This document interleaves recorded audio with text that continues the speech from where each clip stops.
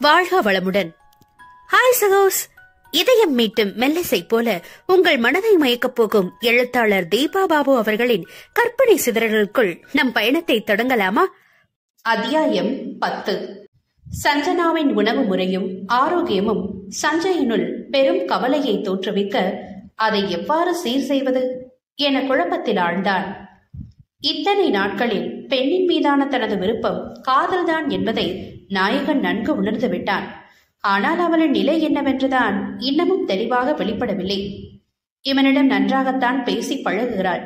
அது வெறும் நட்பு என்ற அடிப்படையிலா, அல்லது அதையும் தாண்டி அவள் மனதில் நாம் ஏதாவது நுழைந்திருக்கிறோமா என்பது அவனுக்கு பெருத்த சந்தேகமாகவே இருப்பதால் இவனும் அடக்கித்தான் வாசிக்கிறான். அதோடு அவன் இதயத்தில் அவ்வப்பொழுது இன்னொரு பூகம்பமும் நிகழ்ந்து அவனை பெரிதும் ஆட்டம் காண வைக்கிறது. வேறு ஒன்றுமில்லை, அவளை தனக்கானவளாக தேர்ந்தெடுத்ததை தன் வீட்டினரிடம் உரைத்திடும் பொழுது ஏற்படும் எதிர்வினைகளை எண்ணினாலே இதுவரை தன் வாழ்நாளில் அவன் சந்தித்திராத அச்சமும் கலக்கமும் ஒருங்கே தோன்றி ஆடவனை கிடுகிடுக்க செய்கிறது. நிச்சயம் அவ்வளவு சுலபத்தில் அவர்களை சம்மதிக்க வைப்பது என்பது எல்லாம் இயலாத காரியம் என நன்றாக உணர்ந்துதான் இருந்தான்.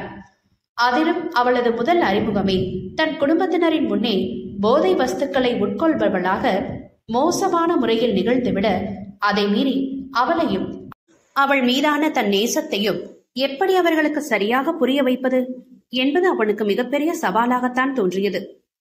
தன் வீட்டு பெரியவர்களிடம் இலகுவாக காரியம் சாதிக்க முடியும் என்றொரு நிலை இருந்திருந்தால் கூட பெண்ணிடம் இந்நேரம் துணிவாக தன் இதயத்தை தானே வெளிப்படுத்தி இருப்பான் இவன். ஆனால் சூழ்நிலையோ பெரும் இக்கட்டாக இருக்க தான் முதலில் முன்னெடுத்துவிட்டு குடும்பத்தினருக்காக என்று திருமண விஷயத்தில் தாமதப்படுத்தி தேங்கி நிற்பது எல்லாம் சரிவராது. அத்துடன் அவளுக்குமே அது பெரிய அளவில் மன உளைச்சலை உண்டாக்கிவிடும் என்றே அமைதி காக்கிறான். இல்லையேல் இந்நேரம் தன் மனதை வெளிப்படுத்தி அவளை திருமணமும் முடித்து உரிமையாய் மனைவியாக வீட்டிற்கு அழைத்து வந்து அவளின் ஆரோக்கிய உணவிற்கான பொறுப்பை நிம்மதியாக அன்னையின் கைகளில் ஒப்படைத்திருப்பான். தற்பொழுது அதற்கு வழியில்லை என்கவும் தான் வெளியிடங்களில் ஆரோக்கியமான உணவு முறையை பின்பற்றும் உணவகங்களை பற்றி அலசி எடுத்துக் கொண்டிருக்கிறான் அவன். அவள் அலுவலகம் சென்று வரும் வழியிலேயே 4-5 உணவகங்கள், அதுபோன்று 40 வருடத்திற்கு முந்தைய நம் பாரம்பரிய சிற்றுண்டிகள், சிறுதானிய உணவு வகைகள் என்று ஒவ்வொரு நாளும் ஒவ்வொரு விதமாக வகை வகையாக சமைத்துக் கொடுப்பதை அறிந்து பெரும் நிம்மதி கொண்டவன் அவளுடனான அடுத்த சந்திப்பை அங்கே திட்டமிட்டுக் கொண்டு அவளுக்கும் அவற்றை குறித்த விழிப்புணர்வை உண்டாக்கினான். நீ என்ன சொன்னாலும் செஞ்சோம், இதெல்லாம் டெய்லி சாப்பிட முடியாது. ஷோ, ரொம்ப கொடுமை. பிளீஸ் பிளீஸ் பிளீஸ், வாரத்துல 2 நாள் உன் கூட சாப்பிடுறேன், அப்போ மட்டும் இதை பிளான் பண்ணிக்கலாம், மீதி நாள் எல்லாம் என்னை விட்டுடேன் என்று கெஞ்சினாள். ஏய், உன்னை தினமும் 3 வேளையும் சிறுதானியமா நான் சாப்பிட சொல்லல. அட்லீஸ்ட் வீட்டு சாப்பாடு மாதிரி மதிய நேரம் ரைஸ், கீரை, காய்கறி, கூட்டுன்னு வெஜ்ஜிஸ் நிறைய சேர்த்துக்கோ. இங்க எல்லாம் வாழைத்தண்டு, வாழைப்பூ கூட அருமையா சாப்பாட்டுக்கும் டிஃபனுக்கும் ஏத்த மாதிரி வெரைட்டியான டிஷ்ஷா செஞ்சு தராங்க. நீ வெறும் சுவைக்கு அடிமையாகிட்ட. முதல்ல கஷ்டமா இருந்தாலும் போக போக பழகிடும். அதெல்லாம் ரொம்ப கஷ்டம் செஞ்சு, அதுவும் தனியா இன்னும் மொக்கையா இருக்கும். நோவே, கண்டிப்பா என்னால முடியாது. உறுதியாக தலையாட்டி மறுப்பவளை செய்வது அறியாது பார்த்தான் அவன். வாரத்தில் 2 நாட்கள் வருவதே அவன் அம்மாவிற்கு பிடித்தமில்லாமல், புதுசு புதுசா என்னடா பழக்கோது என்று கடுப்படித்து சுற்றுகிறார். இதற்கு மேல் இவளுக்கென்று தனியாக நேரம் ஒதுக்க மனதில் ஆசை இருந்தாலும் நடைமுறையில் ஒத்து வராது என்பது அவனுக்கு நன்றாகவே புரிந்தது. பல விதங்களில் குழம்பி திணறியவனுக்கு இறுதியாக ஒரு அருமையான யோசனை தோன்றியது. அதன்படி அவள் உணவு உண்ணும் வேளைகளில் நேரில் உடன் அமர்ந்து துணையாக இருக்கவில்லை என்றாலும் கூட அவளுடன் பேசியின் வழியே இணைப்பில் இருந்து தன் இருப்பை உணர்த்தி அவள் சலிப்பின்றி ஆர்வமாக உண்பதற்கு பெரிதும் துணை நின்றான். அடுத்த 20வது நாளில் சஞ்சயின் வீட்டில் அனைவரும் ஒருவித பரபரப்புடன் எதிர்பார்த்திருந்த பிரணவியின் பிரசவ தேதியும் வந்துவிட, பரிசோதனைக்கென்று மருத்துவமனை சென்ற பெண்ணை அங்கேயே அனுமதித்து பிரசவத்திற்கு தயார்படுத்தினார்கள் மருத்துவர்கள். அதனால் வரை அவர்கள் எல்லோருக்குமே செல்லமாய் சிறகு முளைத்த பூஞ்சிட்டாக உற்சாகமாக சுற்றி வரும் பெண் இந்த பேறுகாலத்தை எவ்வாறு கடக்கப் போகின்றாள் என்பது உள்ளுக்குள் அவர்களுக்கு சற்று திகிலாகவே இருந்தது.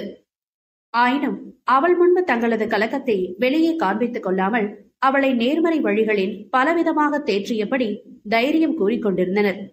பிரணவி சிறிது அரண்டிருந்தாலும் தனக்குள் இருக்கும் பிள்ளையை வெளிக்கொண்டு வர நாம் இதை துணிச்சலுடன் எதிர்கொள்ளத்தான் வேண்டும் என முயன்று தன்னை திடப்படுத்திக் கொண்டாள்.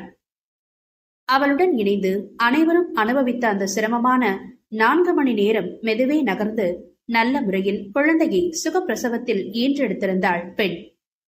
அப்படியே என் பேரனாட்டமே பையனை பெத்து கொடுத்துட்டே கண்ணு என்று பிரவீனின் மகனை கைகளில் ஏந்தியபடி ஆனந்த பூரிப்புடன் பிரணவியிடம் நிகழ்ந்தார் பொன்னம்மா. குழந்தையை சுற்றி நின்று அனைவரும் ஆசையாக பார்த்திருக்க மனைவியின் கரத்தினை அழுந்த பற்றியபடி அவளை நேசத்துடன் ஏறிட்டிருந்தார் பிரவீன்.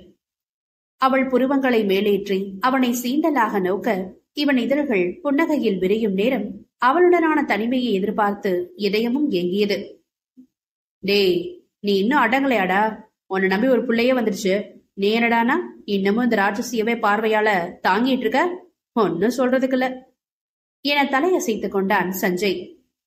நீ ஒண்ணு சொல்ல வேணாம், சைலண்டா நின்னுட்டு கிளம்பு. எங்க 2 பேரையும் எப்படி சரியா பாத்துக்கணும்னு என் அத்தானுக்கு நல்லா தெரியும் என வேகமாக எகிரி கொண்டு வந்தாள் பிரணவி. அப்பவும் நீ பாத்துக்க மாட்ட இவங்க 2 பேரையும். அத்த, இந்த அத்தானை கொஞ்ச நேரம் வாய் மூடிட்டு அமைதியா இருக்க சொல்லு என்று சாரதாவிடம் சினுங்கினாள் அவள். அண்ணன் மகளுக்காக பறிந்து கொண்டு அவர் வாயை திறக்கும் முன், நான் கப்பு ஜிப்பு நிக்கிறேமா, நீ எதுவும் தனியா சலிச்சுக்க வேணாம் என்று தாயை முறைத்தான் அவன். அனைவரின் முகமும் மலர்ச்சியை ஏந்த செவிலியர் வந்து பிறந்த குழந்தை இருக்கும் இடத்தில் கூட்டம் கூட வேண்டாம், துணைக்கு ஒருவர் மட்டும் அறையில் இருந்து கொண்டு மற்றவர் வெளியில் இருங்கள் என்று அறிவுறுத்தியபடி விரட்ட ஆரம்பித்தார். சரி பிரவீன், நீ கொஞ்ச நேரம் இவளை பாத்துக்கோ, நான் வெளியில இருக்கேன் என்று அவர்களுக்கு தனிமை கொடுத்து மற்றவருடன் வெளியேறினார் சாரதா. செவிலியரும் கதவை சாற்றிவிட்டு சென்றுவிட ஆவலுடன் மனைவியின் அருகில் வந்தவன்தான் அவன். பெண் புன்னகையுடன் அவனை பார்க்க, ரொம்ப கஷ்டப்பட்டுட இல்லடா என்று வருத்தத்துடன் அவளின் தலையை வருடினான். ஆமா, நான் கேட்டிருந்தபடி நீ மட்டும் டெலிவரி ரூமுக்கு உள்ள வந்திருந்த உன்னை உண்டல்லன்னு காய்ச்சி எடுத்திருப்ப. அத்தானோட புண்ணியத்துல ஜஸ்ட் மிஸ்ல எஸ் ஆயிட்ட நீ என்றாள் கேலியாக. எனக்குமே அவன் கூட இருக்கணும்னு தான் இருந்தது. அவன் தான் ஒரே பிடிவாதமா முடியவே முடியாதுன்னு சொல்லிட்டான். நீ இருந்தா அவளுக்கு ஓவரா அட்வான்டேஜ் எடுத்துக்க தோணும், டாக்டருக்கு கோஆபரேட் பண்ண மாட்டான்னு மிரட்டி என் கைய பிடிச்சிட்டு விடவே இல்ல. பாப்போம் பாப்போம், அவன் கல்யாணம் செஞ்சு பொண்டாட்டி டெலிவரியில கஷ்டப்படும் போது என்ன பண்றான்னு சந்தேகம்தான். அலட்டாம கல்லு மாதிரி நின்னாலும் நிப்பான். அப்படியெல்லாம் உறுதியா சொல்ல முடியாது அம்மா. அவனுக்குன்னு ஒரு பொண்ணு வந்து அவன் மேல லவ் வரும்போது இப்ப இருக்க அந்த குறையாத விரப்பெல்லாம் அப்ப இருக்காது. கொஞ்சமாச்சும் கதி கலங்கி போயிடுவான். நிஜமாவாத்தா? இதுக்காகவே அவனுக்கு சீக்கிரம் பொண்ணு அமைஞ்சு குழந்தைய நம்மளை விட வேகமா உண்டாகணும். எப்ப பாரு அவனை சீனிட்டே இருக்கணும் உனக்கு என்று நகைத்தபடி அவளின் கன்னத்தில் மென்மையாய் முத்தம் பதித்தான். இதை நான் முன்னவே எதிர்பார்த்தேன். நீ இவ்வளவு நேரம் பொறுமையா இருந்ததே பெரிய விஷயம் என்று குறும்புடன் ஒற்றை கண்ணை சிமிட்டினாள். ஐ மிஸ் யூடி செல்லம். எப்போ இன்னும் 5 மாசம் ஓடும்னு இருக்கு என்று அவள் தலை மீது சாய்ந்த ஏக்கத்துடன் முனகினான். அதுக்குதான் நான் வளகாப்பப்போ சண்டை போட்டேன், யாருமே கேட்கல. நீயும் கூட என் பக்கம் ஸ்ட்ராங்கா நிக்கல என்று முகத்தை தூக்கினாள். மெல்லிய முறுவலுடன் அவள் நெற்றியை முட்டியவன், இருக்கட்டும்டா, எனக்கு கஷ்டமா இருந்தாலும் நான் சமாளிச்சுப்பேன். நீ எதுக்கும் சிரமப்படாம நல்லபடியா இருந்தாதான் எனக்கு நிம்மதி, சந்தோஷம் என்று மனைவியின் கரத்தை எடுத்து தன் கன்னத்தில் அழுத்தி கொண்டான். அப்படியே கண்மணி பாட்டோட டைலாக கொஞ்சம் மாத்தி சொல்லிருக்கத்தான். மேலோட்டமா கேட்டா அப்படிதான் தோணும்.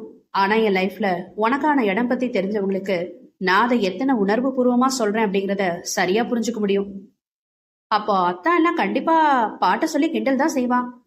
இல்ல, உன்னை விட சஞ்சய்க்கு தான் என்னோட டீப் லவ் பத்தி இன்னும் நல்லா தெரியும். என்ன நீ இப்படி சொல்ற என்று முகத்தை சுருக்கினாள். உடனே பொசசிவ் ஆகாத என்று அவள் கண்ணம் கிள்ளியவன், கல்யாணத்துக்கு முன்னாடி நான் டவுனா இருந்த சமயத்துல அவன் தான் எனக்கு ஃபுல் சப்போர்ட்டா இருந்தான். உனக்கான என்னோட ஒவ்வொரு தவிப்பையும் வலியையும் அவன் தான் சரியா புரிஞ்சு வீட்டுல பேசி சீக்கிரமா மேரேஜ் முடிச்சான் என்றான் அமைதியாக. அது என்னவோ உண்மைதான். அவன் ஸ்டெப் எடுக்கலனா இன்னும் ஒரு 2-3 மாசம் தள்ளி போயிருக்கும் என்றவள், இத பத்தி பேசவும் தான் எனக்கு இன்னொன்னு ஞாபகம் வருது என்றாள் வேகமாக. என்னது என்று கேட்டவாறு அவள் கரத்தை மெருதுவாக தன் உதட்டால் உரசினான் பிரவீன். நம்ம வெட்டிங் நைட் அப்போ நான் கூட உன்னை கிண்டல் பண்ணனே, நீ போற வேகத்துக்கு 7-8 மாசத்திலேயே எனக்கு குழந்தை பிறந்தணும் போல இருக்குன்னு உன்கிட்ட சண்டை எல்லாம் கூட போட்டனே. ஆமா ஆமா, ஆனா பாத்தியா, மேரேஜ் டேட்ல இருந்து 11 மாசம் தள்ளித்தான் நம்ம பையன் பிறந்திருக்கான் என்றான் விரிந்த குறுஞ்சிரிப்புடன். ரொம்ப பெருமைப்பட்டுக்காத்தா நீ என்றவள் அவனை கேலி செய்யும் நேரம் அவர்களுக்கு இடையே தன் இருப்பை உணர்த்தி சினுங்க துவங்கினான் மைந்தன். இருவரின் முகமுமே குழந்தையின் சினுங்களில் பெற்றோராய் பூரிப்படையும் வேளையிலே அவனது தேவையை கவனிக்க வேண்டிய பரபரப்பும் ஒருங்கே தோன்ற அவசரமாக அவனிடம் திரும்பினர். என்னாச்சு? என்னைக்காவது குழந்தைய போட்டோ எடுத்தியா நீ என்று எதிரில் இருந்தவனை முறைத்தாள் சஞ்சனா. ஏய் இல்லடா, ஹாஸ்பிட்டல்ல முடியாது, வீட்டுக்கு போன பின்னாடி எடுத்துட்டு வரேன்னு உங்ககிட்ட அன்னைக்கே சொல்லியிருந்தேன்ல. இப்ப என்னடானா குறைஞ்சது 1 மாசத்துக்கு பிறந்த குழந்தைய போட்டோ எடுக்க கூடாதுன்னு அம்மா தடா போடுறாங்க. இதுல என்ன இருக்கு? எவ்வளவு பேர் எடுக்கிறாங்க தெரியுமா? ஆமா சஞ்சு, ஆனா அம்மாவுக்கு தான் அதெல்லாம் பிடிக்கல, வேணாம்னு ஸ்ட்ரிக்டா சொல்றாங்க. அம்மா கூட ஆசைப்பட்டா முடியவே முடியாதுன்னு சொல்லிட்டாங்க. போ, என்னையும் குழந்தைய பார்க்க நேர்ல வரக்கூடாதுன்னு சொல்ற, போட்டோவா கூட காமிக்க மாட்டேங்கிற என்று முகத்தை தூக்கியவள், எனக்கு கிட்ஸ்னா ரொம்ப பிடிக்கும் சஞ்சு. இது வரைக்கும் எந்த குழந்தையுமே தொட்டு தூக்குனதில்ல, தூரத்துல இருந்தா பாத்திருக்கேன். ஆனா ரொம்ப ஆசை தெரியுமா, மடியில வச்சுக்கணும், தோல்ல போட்டு நெஞ்சோட கட்டிக்கணும், பூ மாதிரி இருக்க அவங்கள நல்லா மூச்சு இழுத்து ஸ்மெல் பண்ணி பார்க்கணும், ரொம்ப சாஃப்டா கிஸ் பண்ணணும் என கண்கள் ஒளிர ஆவலாக கூறினாள்.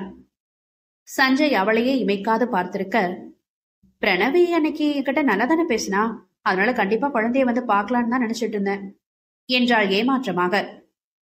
அவ எதுவும் சொல்ல மாட்டா, ஏன் பிரவீனுமே உன்னை மரியாதையா வெல்கம் பண்ணுவான். ஆனா அப்பா அம்மா மாமா நிச்சயமா உரகையை விரும்ப மாட்டாங்க. அதுவும் அம்மா வெளிப்படையாவே உன்கிட்ட முகத்தை காமிக்க சான்சஸ் இருக்கு. தன் வீட்டில் பிறந்திருக்கும் குழந்தையை வந்து பார்ப்பதற்கே இவளின் வருகையை விரும்பாதவர்களை எப்படித்தான் மருமகளாக வீட்டிற்குள் அழைத்துக் கொள்வதற்கு சம்மதிக்க வைக்கப் போகிறோமோ என்று அவனுக்கு பெரும் தவிப்பாக இருந்தது. நட்புகள் எல்லாரும் நம்ம சேனலை மறக்காம சப்ஸ்கிரைப் பண்ணுங்க, கதையை கேளுங்க, லைக் பண்ணுங்க, கமெண்ட் பண்ணுங்க, பிடிச்சவங்க ஷேர் பண்ணுங்க. நன்றி.